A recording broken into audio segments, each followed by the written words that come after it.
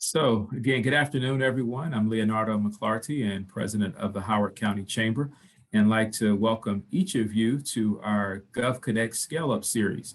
And Scale Up, for those of you that might be new to this program or new to the Chamber, is one of those initiatives that we have specifically for growing government contractors. We specifically touch on topics that would be of interest to those of you that are ultimately trying to scale your business. And so a lot of the things we really touch on are those things that can help you either internally from an operational perspective, or those things that, again, may assist you as it relates to business development, proposals, and so forth. And so certainly, I think today certainly speaks to that arena in terms of procuring new business and so forth, as we talk about how to shape fiscal year 22 federal procurements for a competitive advantage.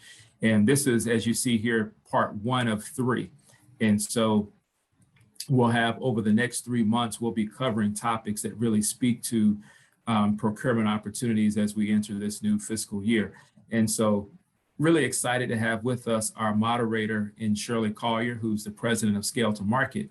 And Shirley has been facilitating these discussions for us now for about maybe the last either 18 months to 2 years, and has always done a phenomenal job as being part of our planning committee and helping us with coming up with various topics and things that will be of interest. And particularly our two panelists want to recognize Lauren Sharif, who's the CEO of Hanovi, and then Richard Jaw, who's the president of Reliant Management Consultant. And you'll learn more about them and their backgrounds just a second.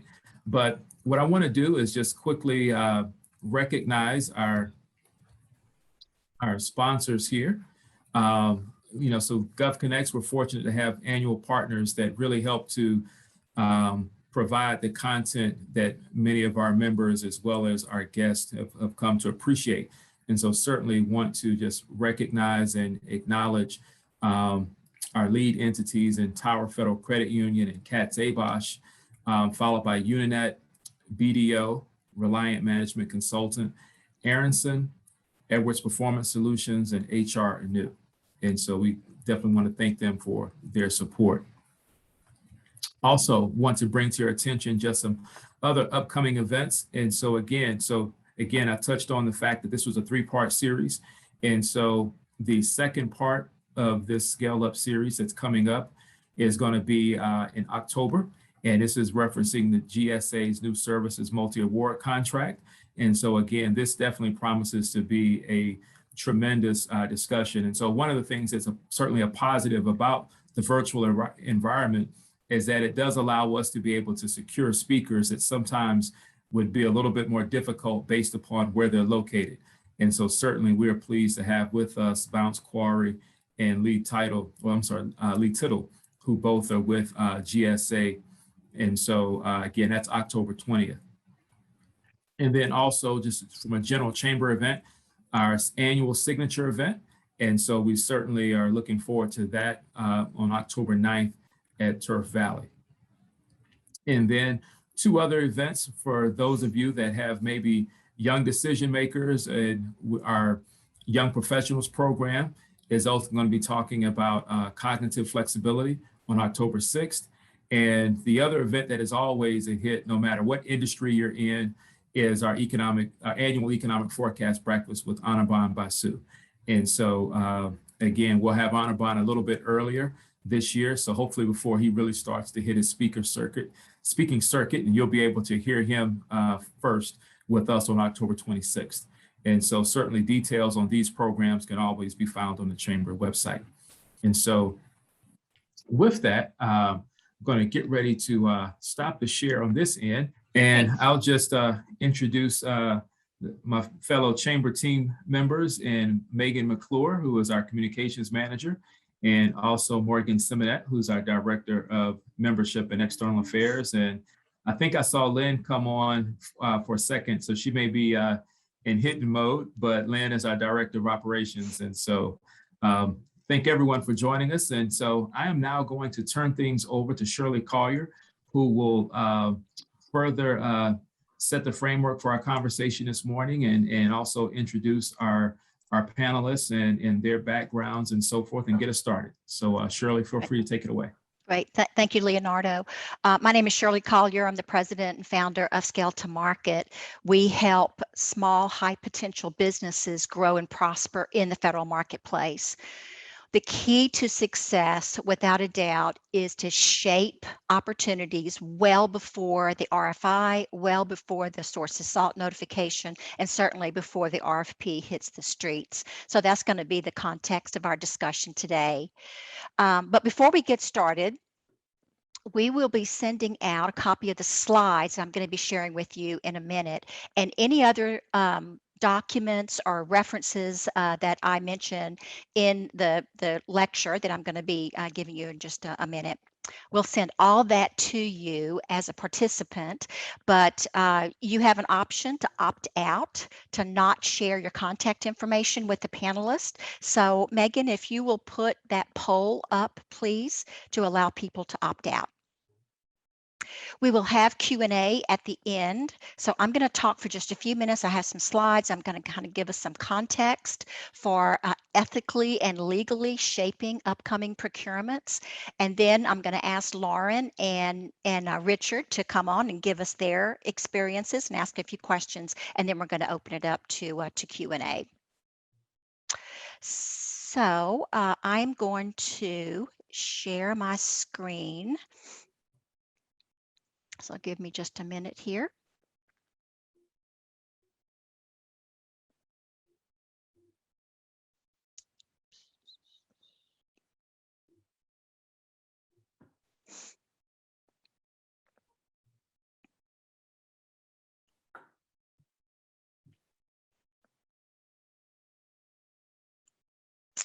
Okie dokie.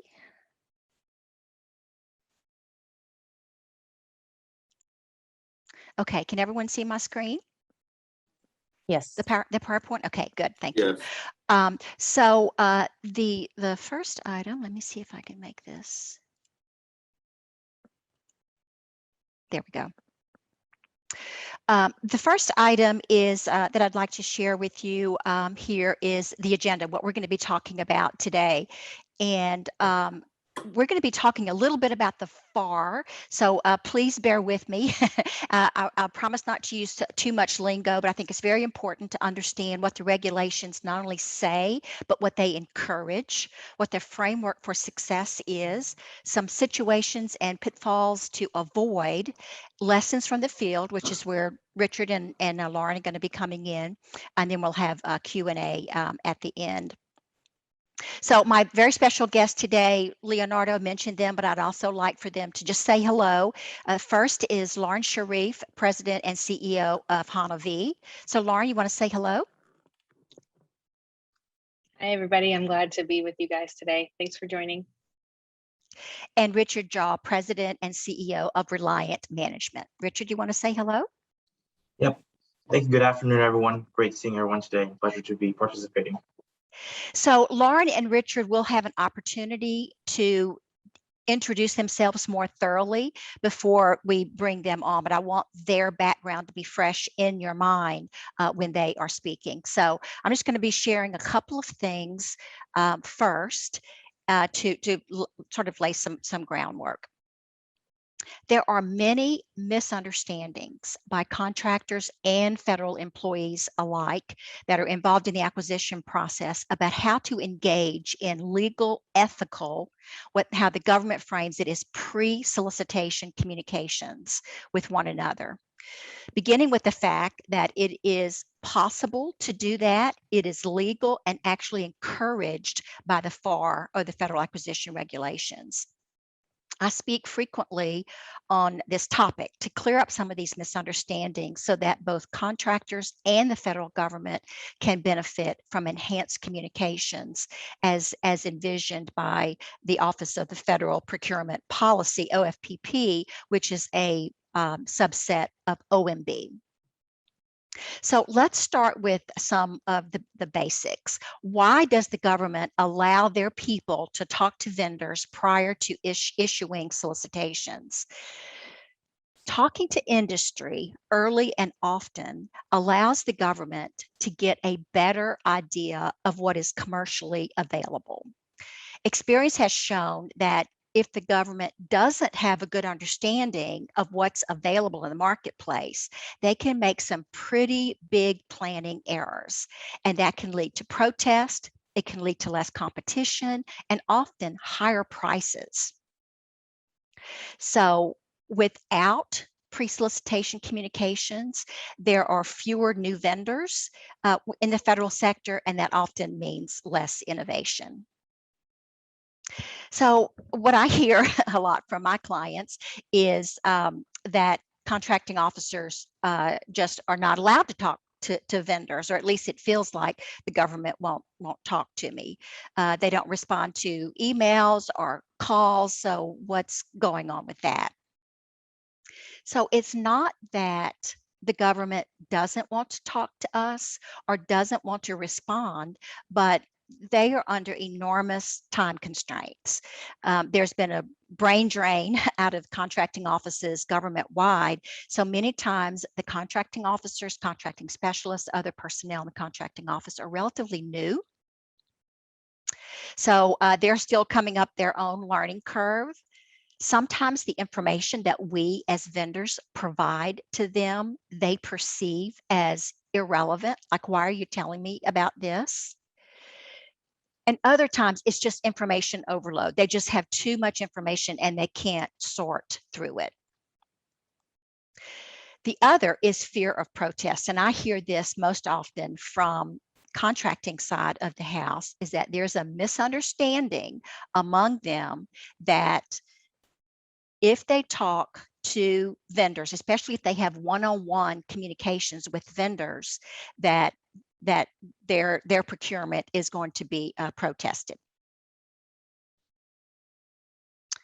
So let's see if I can get us in here to the so what has happened over the last couple of years is that out of frustration and in response to the vendor community, the OMB put out a memo in April of 2019, one of their, I think this is the fourth myth-busting memo regarding pre-solicitation communications. And this one was significant for a number of reasons. It stated that the government is behind the curve. They're not familiar with what's available in the marketplace. The contracting offices of these various agencies have an obligation to fulfill the president's agenda to modernize government. The memo also said that it's important to reduce the barriers to communication between industry that has technologies and solutions and the government that has the needs and the money. So they required in April of 2019 that every federal agency appoint an industry liaison. Now, this is a person or persons that report up through the program side of the house. They are not affiliated with the Small Business Office. That's been one of the complaints, as many of you that have been in federal contracting for a while know, is that the small business offices, God bless them, they have a tough job, but they have no authority. They cannot make introductions. Sometimes they will do that, but for the most part, they will not make introductions. They will not open doors.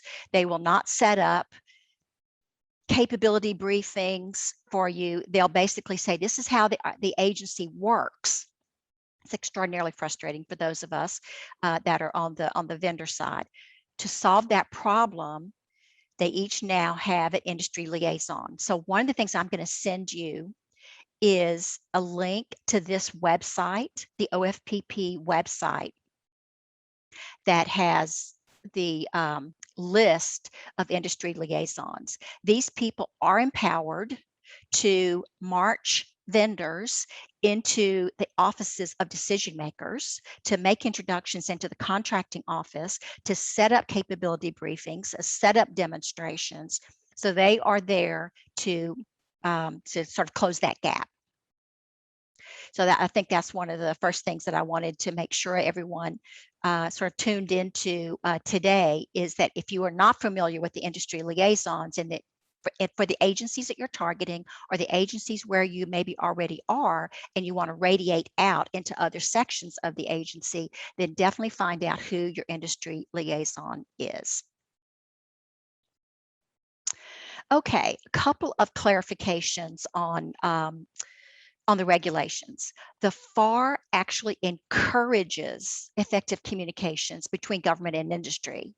It is very important to understand the opening chapter of FAR acknowledges that fairness and openness cannot exist without open communications. So the OFPP, OMB put out a number of myth-busting memos that I mentioned the fourth one there, but they started with the first one in 2011 to help educate government and industry on the benefits of early and frequent exchanges prior to solicitations. So in FAR Part 10 and 15, the government is instructed on when and how to have meaningful communications with industry partners. So the one in 2011 states that one-on-one meetings between the government and industry are lawful. It's amazing how many contracting officers or contracting specialists think that they cannot have one-on-one communications. They are lawful and encouraged. Those one-on-one communications lower the probability of protest rather than increases the probability of protest. It allows contractors to provide valuable information to program and contracting personnel, and that broad participation, meaning reaching out to businesses of all sizes, is encouraged.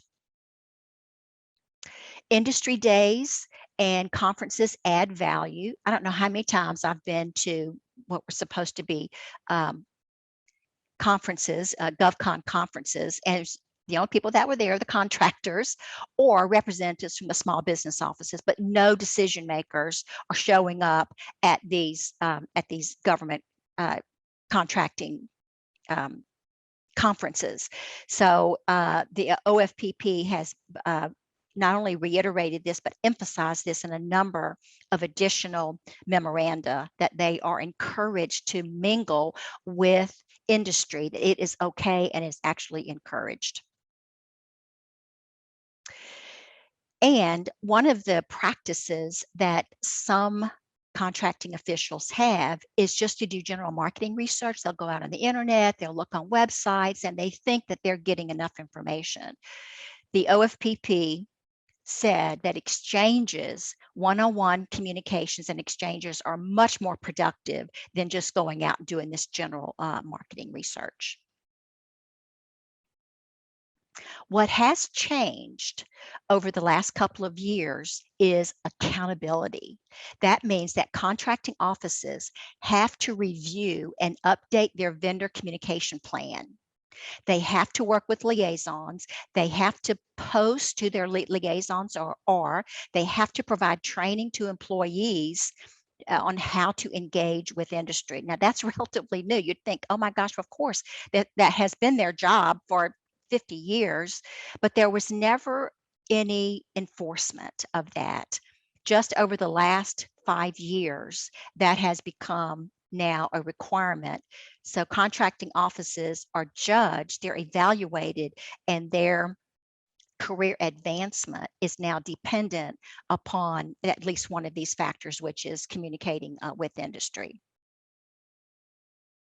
Okay, a few more regulations here. Another important clarification on pre-solicitations with vendors was also issued by the 2016 NDAA, that's National Defense Authorization Act, which required the FAR Council to clarify regulations and encourage government to have productive, lawful exchanges with vendors.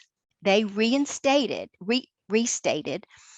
in 2016. So even though OMB had come out in 2011 saying it's okay, we want you to do it, it's important, it's good for the government, now we're getting the Defense Department involved in it.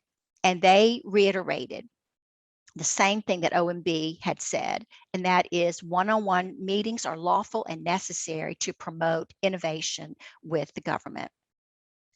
These regulations in support of the laws passed by Congress require the government and FAR Part 10 to conduct market research as part of the planning process.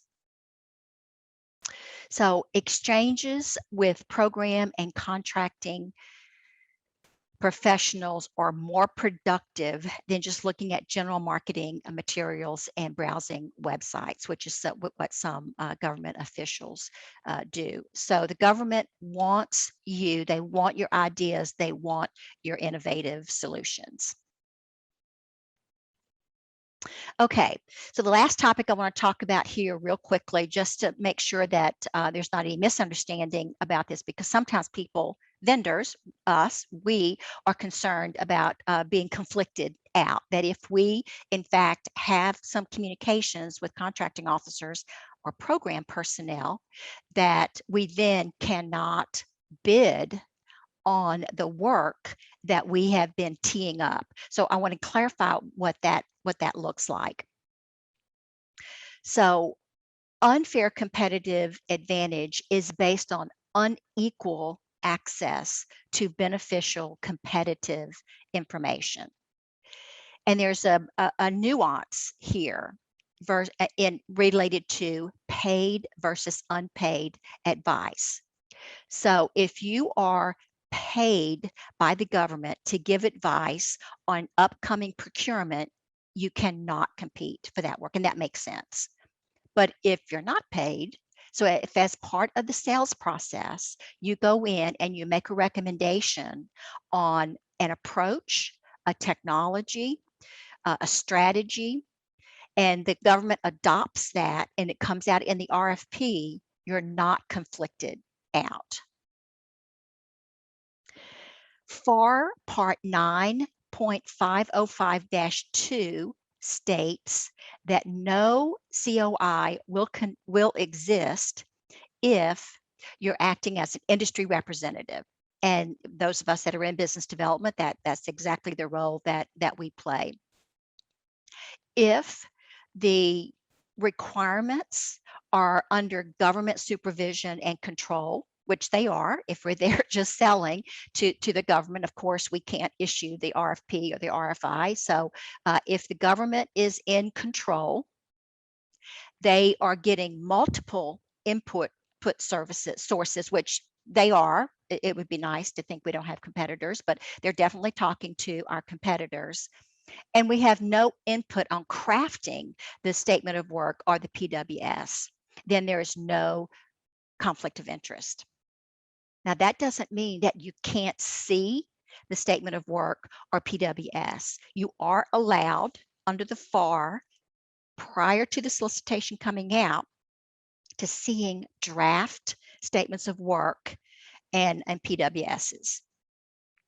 We can also comment on the statement of work or PWS, but we're not crafting it, if that makes sense. It's kind of a nuanced difference there, but we're making suggestions. We're talking about innovation. We're talking about trends in the market, and they are then taking that, combining it with a lot of other information and producing the RFP. So it's okay to engage in marketing and sales activities at a pretty detailed level there. And what you want to avoid, and some of this is, of course, going to be pretty logical, but any favors in exchange for bidding information. So you don't want to even buying them lunch. You need to be very, very careful of that. Any conflicts of interest, either actual or the appearance of conflict of interest. I have seen times when there was no real conflict of interest, but it just didn't smell right, and a vendor was then conflicted out.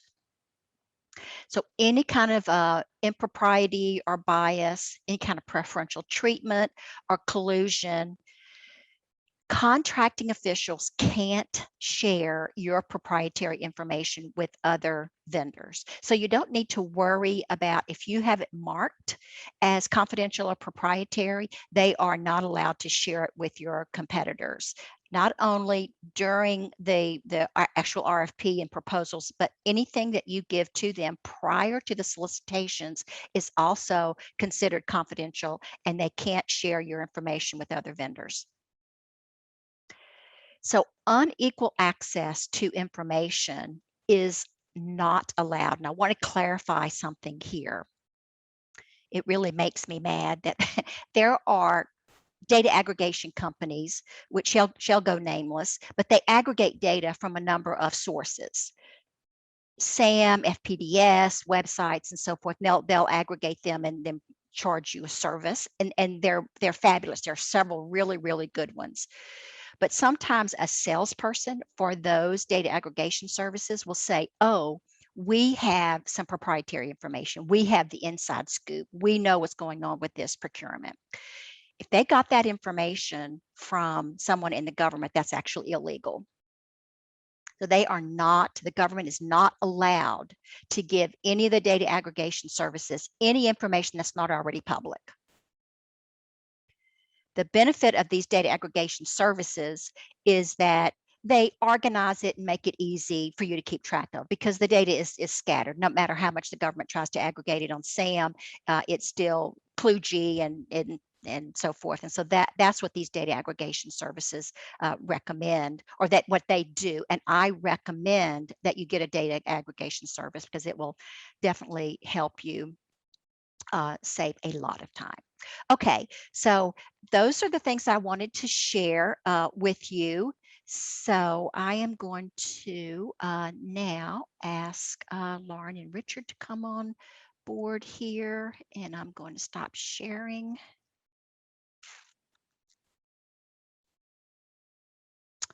And turn my camera back on.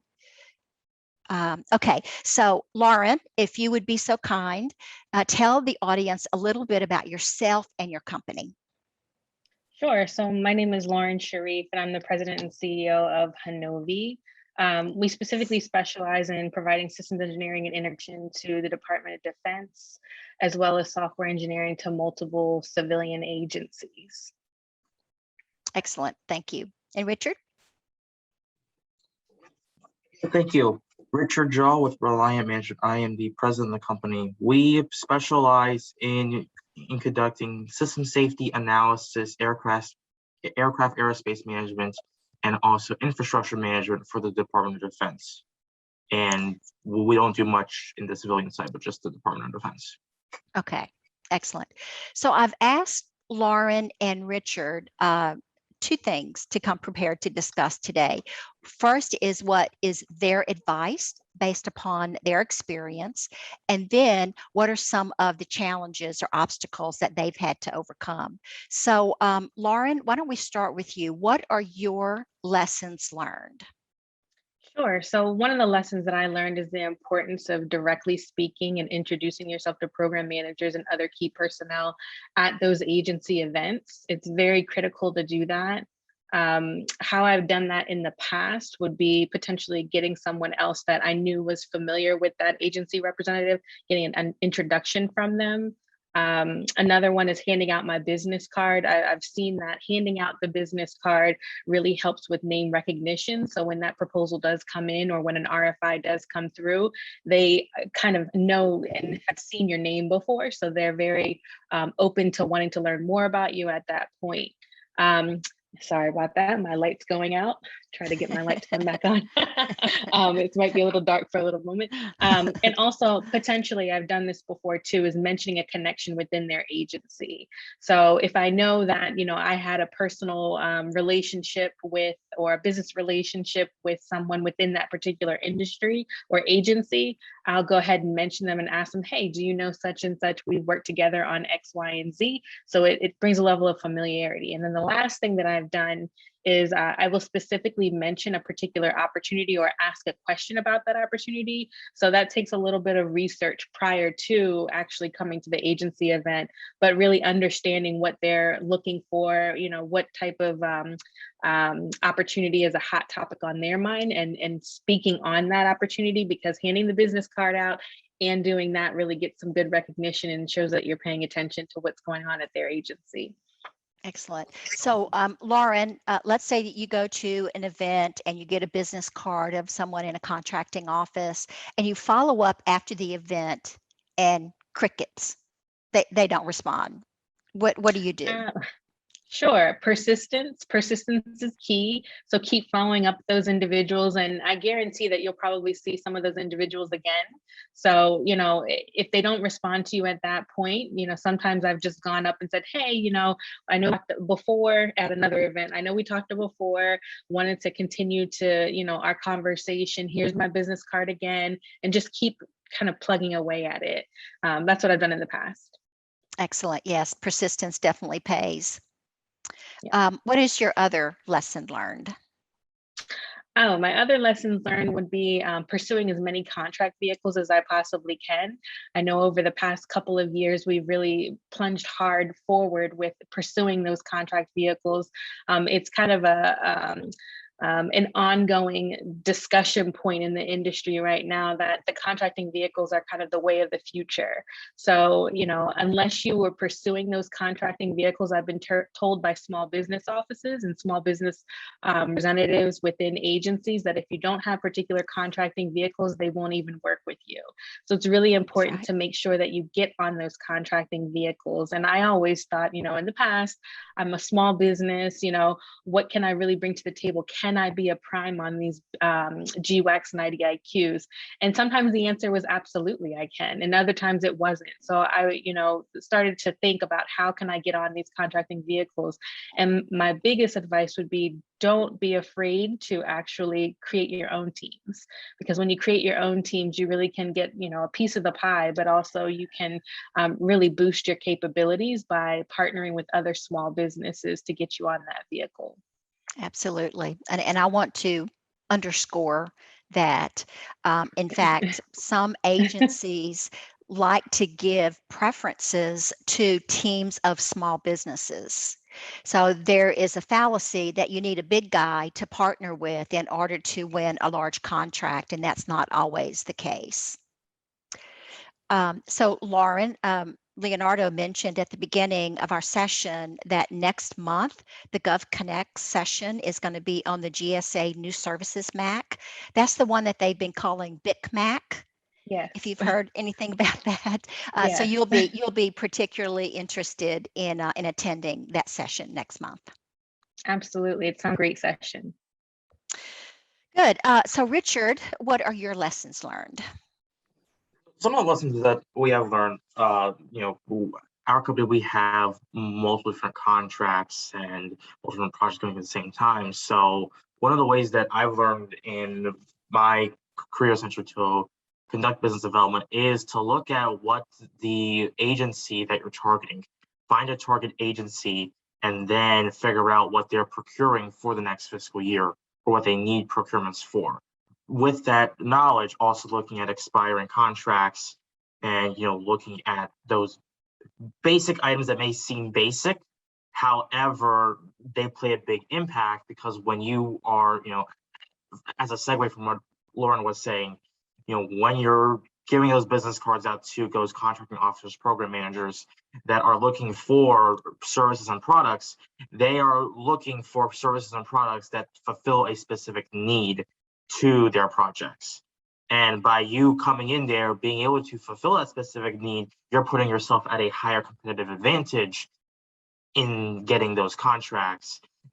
Sometimes there may be a small dollar procurement. Well, those small dollar procurements, eventually they end up being large contracts, and having the rapport with the federal contracting officer allows you to do that, one, and two, by knowing what that agency is going to be procuring or anticipating on what they're going to be procuring. So that's really the biggest lesson that I have learned. Yes, and I also want to underscore what you've said from my own personal experience and the experience of my clients, and that is that if you're very specific about the opportunity that that they have on their plate, then you're going to get their attention. What I mentioned in my little lecture there was that people are saying, well, I can't get anybody to return my call. And one of the reasons is because the information that you're providing is irrelevant. At least at that moment, it's irrelevant. So that's a really good point, Richard. So I want to ask you, where do you go to find information about procurement forecasts and budgets? Yeah, so we use aggregation services in order to do that. We use, formerly we used to use all Deltec products in our company. So we had, I believe, yeah, GovWin. Now we're working off of Bloomberg. Bloomberg is what we're using in order to look at that data. And one of the things that, Ashley mentioned earlier, she recommended having aggregation products is the biggest thing with aggregation products that allows you to do is, those aggregation products, you're not just paying them to give you data. A lot of them, like Bloomberg, they will have webinars and discussions on procurements, upcoming procurements, like master award schedules. And that gives you a competitive advantage when looking at those master award schedules in order to be able to see how you're going to be able to go into that. Sometimes, if it's a master award schedule for, example, Seaport NXG, it gives you procurement timetables and it allows you to, vet opportunities. Yes. As a small business, at our size, we don't have time to bid on every single opportunity. Right. So we're using market intelligence in order to figure out, is this an opportunity that we should actually be, focusing on and qualifying and really qualifying the deal as you would in any other deal in the commercial market. Yep. Excellent. So what is your next lesson learned? My next lesson learned is, besides understanding the needs of the customer, it's always being in front of the customer. Another segue from what Lauren said earlier, but being involved in industry organizations and allows you really to get more information out, and also allows you to network with those government contracting officials on which specific opportunities which may be coming up. Now, in that sense, right, being involved in the industry organizations like NDIA is one of them that we work with. They host quarterly events and quarterly dinners at one of the military bases that we do a lot of work at, where they bring in people from different departments, different program management associations, that then there can be a dialogue that's made. With that being said, however, it's like OMB, they're not going to give you all the information, but you're going to have enough information to essentially follow up, have the discussions, engage with them, and being able to discuss how solutions would work with the government and so on and so forth. Excellent. Have you ever formed a teaming relationship with anyone that you've met at an industry association event? We have definitely had a few teaming partners. We do a lot of work with a few teaming partners, which I'm not going to really name. But in terms of, I noticed that, as you said, Shirley, is the government, when they're awarding contracts, large organizations like Paritan, not really Technical, but Paritan, Northrop Grumman, they're being displaced by teams of small businesses. That's what I'm seeing a lot of. Yes. If you look at, Patuxent Naval Air Station, that's one of the locations where we do a lot of work. You're seeing, about 40% of their contracts within the past, 2 fiscal years, they've been displaced with teams of small businesses and women-owned small businesses, veterans service disabled small businesses. Yep. Yeah, much to the chagrin of larger companies. So Right. It is to their strategic advantage to form relationships with smaller companies. Even if it's a subcontract, at least it's better than nothing. And I see a lot of large companies doing that. Right. And also, dealing with that, it's like us as business owners, right? Do we like dealing with big business? No, we don't. The government is essentially the same way. Yep. So, working in small business, there is a need for big business, and I'm in government. There's definitely a need. However, at times it is not the most efficient and expeditious way to go about doing things. Yes, yes, absolutely. And the government has figured that out, that there are some very quick, innovative approaches that they need someone to be very flexible, start next week. They can get small businesses to fill those roles. Exactly. So the next part, we have about 10 minutes left. The next part are some questions that you might have. Richard, we'll start with you. What are some of the challenges that you've had?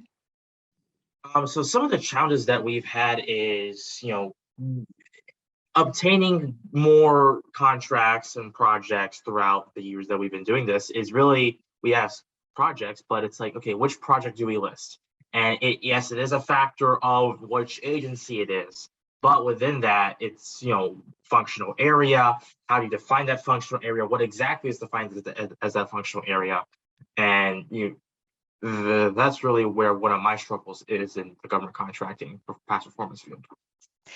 So you're very fortunate because you have a lot of past performance that you can select from.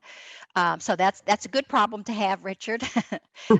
My advice is, one of the things that you already mentioned is that if there's work that you have performed in that agency or in a sister agency, so let's say you've done work at NIH and the work that you want to do is at CDC, because NIH is in HHS, then that would be a really good past performance reference to use. And the reason that is a good past performance to use is that all agencies at the departmental level, they all think that what they are going through, what they do, and their culture is unique. So the Department of Defense, they feel the same way, that, oh, I don't care if you've done work at Department of Agriculture or in health IT, we're Department of Defense. I want to see your Department of Defense. And then same thing in health IT at HHS. They think, oh, you've just done work in the Defense Department, but you don't really understand what we have, the challenges that we have. It's not true, government's government, but there are some cultural things that you need to be aware of. And from their perspective, if they give more credence to work that was performed in their agency or in their sister agencies, then that should be one of the criteria for selecting your past performance.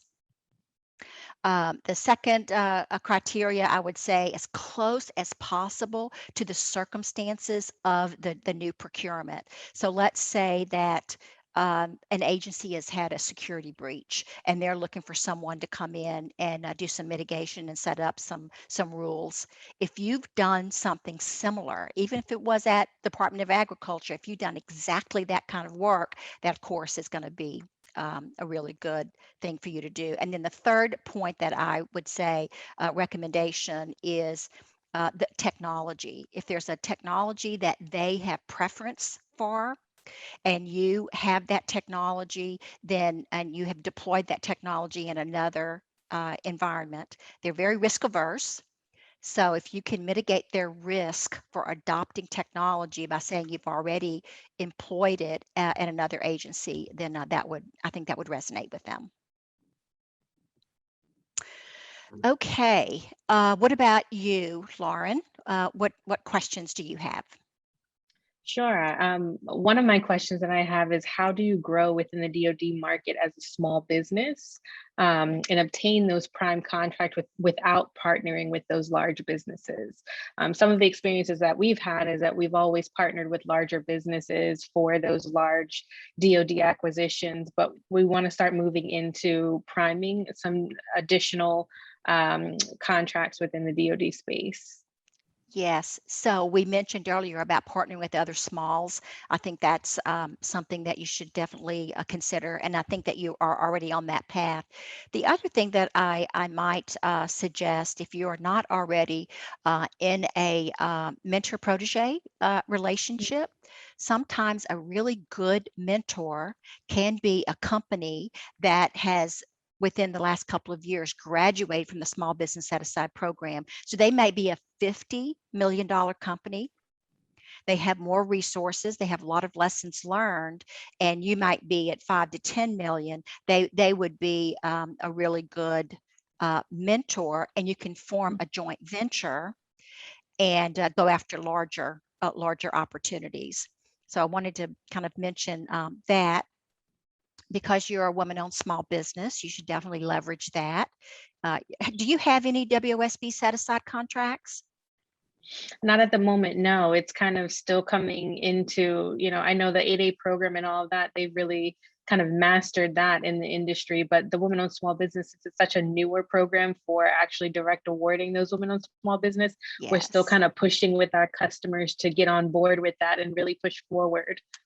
Yes. So as you're working with contracting offices, if you have an opportunity, and let's say it's less than 4.5 million, if you have an opportunity, and it could be a contract that's going to be coming up for recompete, you can talk to them about making it a competitive WOSB, or if you have a really good relationship with the agency, you can ask them to make it a direct award. The other resource that you have available to you are procurement center representatives, PCRs. They are SBA personnel. They're co-located with the agencies, and their role is to advocate for set-asides on contracts, and they work directly with the contracting office. So it's government employee to government employee discussion about how do we make this procurement a set-aside. Okay. Okay, procurement center representatives, you can just Google that. Okay. Okay, and Lauren, you had one last question. It did. So I wanted to understand how to capture the interest of key decision makers in environments highly focused on emerging technology and cybersecurity. I know that, a lot of the opportunities we've gone after have mentioned in their contracts emerging technologies. And how do you get that expertise, and how do you kind of navigate in that environment? So what I have seen small companies do is to get their foot in the door by doing things like program management, administrative support, staffing. You get in there, you learn the lingo, the culture, you develop relationships, and you can see where some of the plans are, some of the gaps, some of the needs are, and then you can respond with so you generate some revenue for yourself, first of all, but then to upsell your technologies and innovation. Does that make sense, Lauren? Yeah, that's great. Yeah, I didn't think about that. Thank you. And one of the things that you want to do, even though you're coming in at the program level, maybe offering some administrative support services, you have an opportunity to still be innovative, to have an innovative approach to offering those services, and you want to de-emphasize the risk associated with doing business with a small company. So that should be the perspective that you bring to the table. Wonderful, thank you. Okay, so we have a few minutes left for Q&A. Let's see here. So Megan, you may have to help me with Zoom here. Yeah, I can jump in. Okay. Unless the question was from Tanya, for those government agencies that prefer to work with teaming partnerships, what are the specific items you believe lead them to the preference, and what exactly they're looking to gain from it? Well, Richard kind of mentioned this, is that innovation and being flexible, being able to respond quickly to the needs of an agency. But you really need to look at what the requirements are coming out of that agency, looking at their procurement forecast, looking at their budgets, looking at the actual work that has been done or that they anticipate being done, and then answering the mail. If they said, we are looking for companies that can provide cybersecurity, IT help desk, and program management, make sure that your team, that you're congregating, has strengths in all three of those areas. So you're not going to get a pass. You're not going to get a pass on the requirements. You definitely have to step up to the plate, but there are a lot of highly competent small businesses that can perform this work at a very high level. It's just a matter of putting it together and and making your pitch. Richard or Lauren, would you agree with that? I would definitely agree with that.